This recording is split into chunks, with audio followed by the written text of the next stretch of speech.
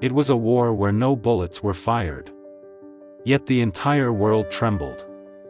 A war of fear, spies, power, and survival. This was the Cold War, explained in 5 minutes.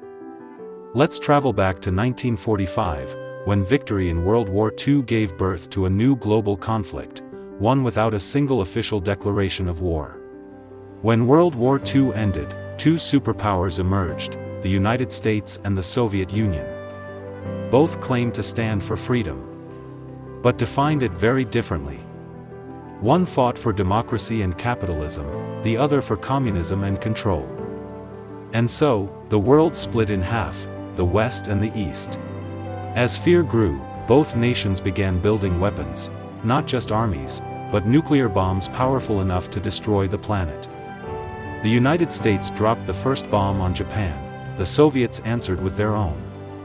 Every new weapon wasn't protection, it was a message: we're ready if you are. The Cold War wasn't only about Earth, it reached the stars. In 1957, the Soviets launched Sputnik, the first satellite.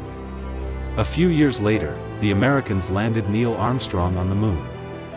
Space became a battlefield of pride, science, and ideology. Both sides filled the shadows with spies. CIA versus KGB, secrets stolen, double agents betrayed. From Berlin to Washington, invisible battles were fought in silence. Where a single document could start World War III. Instead of fighting directly, the superpowers clashed through others. Korea, Vietnam, Afghanistan. Every battlefield became a chessboard, each pawn representing ideology. Millions died in wars that were never officially declared.